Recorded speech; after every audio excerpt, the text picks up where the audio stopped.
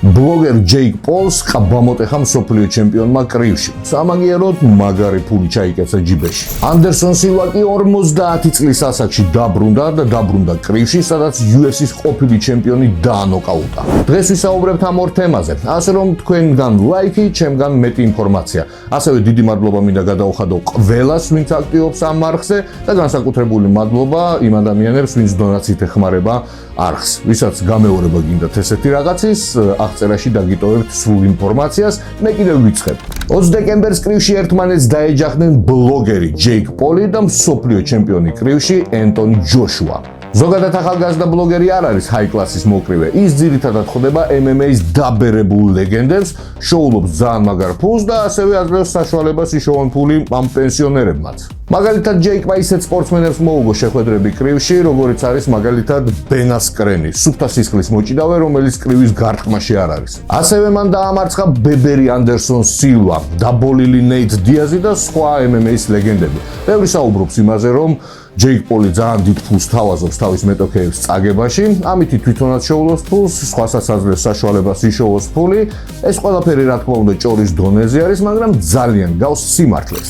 შაშან მაგალითად მან დაამარცხა ბებერი მაიკ ტაისონი. კი, მაიკ ტაისონი აღარ არის ფორმაში, დაბერდა, თან დღე-დაღამე ქეშაობს, მაგრამ სანამ ბრძოლა შედგებოდა, მე ვნახე ერთი ვიდეო, სადაც მაიკ ტაისონი ამუშავებდა თავის მოძრაობებს და ისეთი სწრაფი იყო და ისეთი მოქნილი იყო, დარწმუნებული ვიყავი ჯეიკ პოლს ის თავს მოაგლიჯავდა. მაგრამ საქმეზე ის დამარცხდა, ვინც უყურებდა ამ ბრძოლას, ნახა რომ მაიკ ტაისონი რაღაცა არაადეკვატურად იქცეოდა.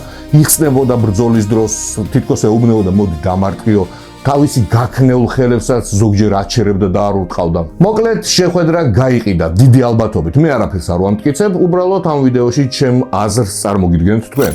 ამ შეხვედრაში ოფიციალურად ჯეიკ პოლმა $40 მილიონი იშოვა, ბებერ მაიკ ტაისონმა კი $20 მილიონი.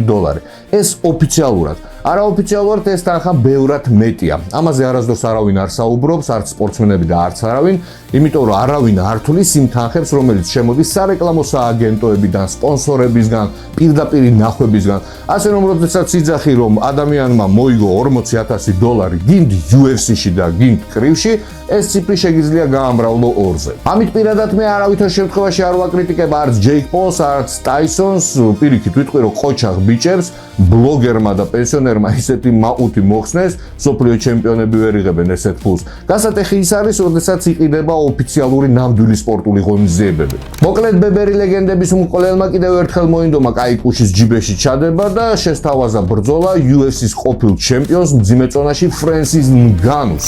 მაგრამ ნგანუმ ეს შემოთავაზება მიიღო როგორც პირადი შეურაცხყოფა. რას ქვიო, მეო ვიღაცა ბლოგერიო მთავაზობსო ბრძოლასო. მეო MMA-ის ლეგენდასო, UFC-ის ყოფილ ჩემპიონსო, PFL-ის მოქმედ ჩემპიონსო, ადამიანს, რომელსაც კრივში ჩატარებული აქვს ბრძოლები ისეთ სპორტსმენებთან, როგორიც არის ენტონი ჯოშუა და ტაისონ ფიური. სუბუქად რომ ვთქვათ, უარით გაისტომრა. სამაგიეროდ გამოწვევა მიიღო კრივის ნამდვილ ლეგენდამ ენტონი ჯოშუამ, სწორედ იმ ენტონი ჯოშუამ, რომელმაც თავის დროზე კრივში დაანოკაუტა ფრენსის ნგანუ.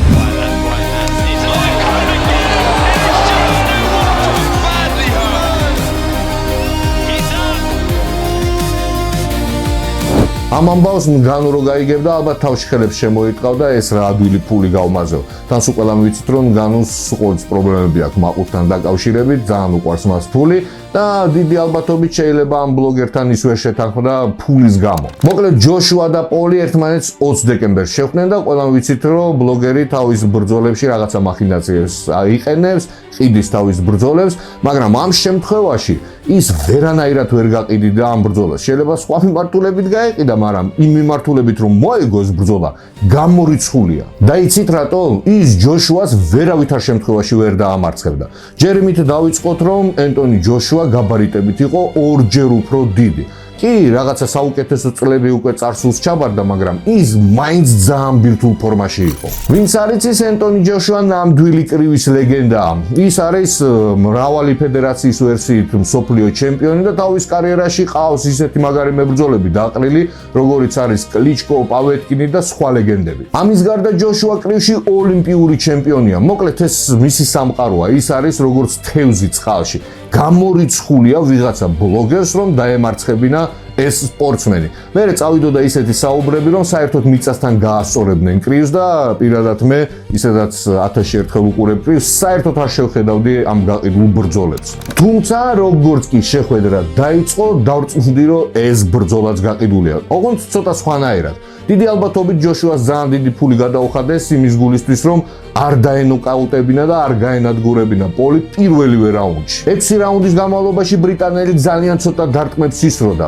კი, ის იკავებდა თავს ბრძოლისგან, მაგრამ ჩანდა, რომ მაინც დომინირებდა, მაინც ანადგურებდა, ნოკდაუნებში აგდებდა ამ ბლოგერს და აი პოლი კიდევ შველას კლინჩი ეძებდა და ერთი პერიოდი ჭიდაობასაც კი ცდილობდა ტეიქდაუნის მცდელობები ჰქონდა კრივში. აი ამ სპექტაკლს პირადად ჩემი აზრით მე ხუმრობით ვხედავ აი ზუსტად ეს. ბიჭო, არ დაგავიწყდე შეთანხმება დროზე ადრე არ გაითიშო, გესმის? აგენ განუ მეორე რაუნდში დაუწვა ჯოშუას და ქვეყანა ფული წაასხა. ცოტაც პატარა გაუძელი და მერე ფულის აბაზანას მივიღებთ. შეგიდე რა გაატრაკე საქმე, ნუ ურთხავ სახეში რა, კორპუსი კლინჩი და რომ მოვადრო დაგიყურებ ეცი და მერე რაც გინდა გიქნიათო. და მართლაც ჯოშუა მაქსიმალურად წელავდა პოლის განადგურებას და როდესაც მოვიდა ამის დრო, ერთი დარტყმით, პირდაპირ სიტყვის მნიშვნელობით, მას ყბა მოგლიჯა.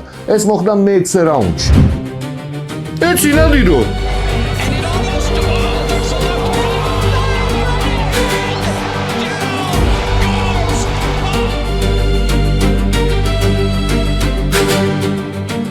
ოფიციალურად ამ სპექტაკლში თითო სპორტსმენმა 90 მილიონი დოლარი გამოიმუშავა. ნუ ეს ოფიციალურად, როგორც წეგან თქვი, ეს თანხა შეგვიძლია გავამრავლოთ ორზე თუ გავითვალისწინეთ სპონსორები, სარეკლამო სააგენტოები და პირდაპირ ეთერები. ჯეიკ პოლმა კიდევ პირდაპირ ამ სიტყვის მნიშვნელობით ყბა მოიტეხა, თან მოიტეხა 2 ადგილზე, ქვედა ნაწილი კბილების საერთოდ აღარ აქვს, მოკლედ ოპერაციას იკეთებს. დაწერეთ კომენტარებში, ესეთ ბრძოლაში შეხვიდოდით, რომ იცოდეთ, მაგალითად 180 მილიონ დოლარს მიიღებდი. საერთო ჯამში ამ ორივე სპორტსმენს მე პირადად შევაკებდი, ეს სპორტის პოპულარიზაცია როგორც არ უნდა იყოს, კი ბატონო, იშოვეს ფული, ღმერთმა შეარგოთ, აგერ პოლმა კიდევ გაყიდა ალბათ ეს ბრძოლა, მაგრამ ისე გაყიდა, რომ ეს ძალიან გავდა რეალობას. კარგი ის არის, რომ ენტონი ჯოშუამ ამ შეხვედრის მერე გამოიწვია შერკინებაში ტაისონ ფიური და აი ტაისონ ფიური და ენტონი ჯოშუას ბრძოლა მართლა ძალიან საინტერესო იქნება, ველოდებით ამ შერკინებას. თქვენ კიდევ დაწერეთ კომენტარებში, რას ფიქრობთ ამ ყველაფერზე. მე პირადად ჩემი აზრი შემოგთავაზეთ თქვენ. ამავე საღამოს პირადად ჩემთვის ბევრად საინტერესო კრივის მატჩი შედგა, სადაც ერთმანეთს დაეჯახნენ ანდერსონ სილვა და ტაირონ ვუდლი. სილვა მაგ მომენტისათვის იყო 50 წლის, ტაირონ ვუდლი კი 53-ის. ვინც არ იცის, ტაირონ ვუდლი არის UFC-ის ყოფილი ჩემპიონი, რომელმაც თავის კარიერაში თავისი ტიტული 3-ჯერ დაიცვა. ანდერსონ სილვა კი ნამდვილი ლეგენდაა. პირადად ჩემთვის ერთ-ერთი საუკეთესო ყველა დროის მებრძოლი არის და მასზე ძალიან კაი დოკუმენტური ფილმი მაქვს გაკეთებული, ვისაც არ გინახიათ, აუცილებლად ნახეთ, ბევრ საინტერესო რაღაცას გაიგებთ, აღწერაში დაგიტოვებთ ამ ვიდეოს ბმულს.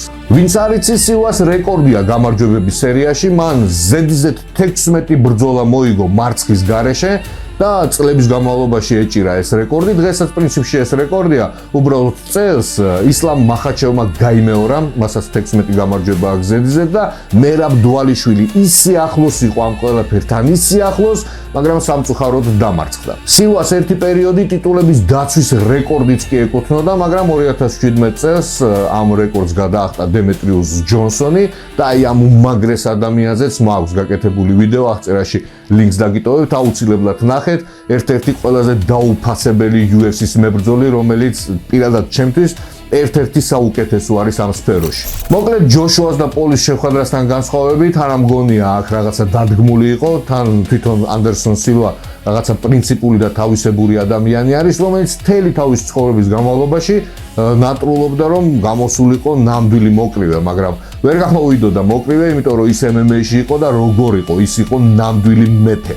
მოკლედ სილვამ სიბერეში კიდევ ერთხელ დაამტკიცა, რომ ის ნამდვილი ლეგენდაა. მთელი პირველი რაუნდის განმავლობაში ის დომინირებდა და მეორე ბრძოლის მონაკვეთში რაღაცა ფინტაობა გაუკეთა თავის მეტოქეს, გაუტარა უძლიერესი აპერკოტი, მერე 1-2 საკონტროლო ჰუკი დაუშვა და მოიგო ეს შეხვედრა ნოკაუტი.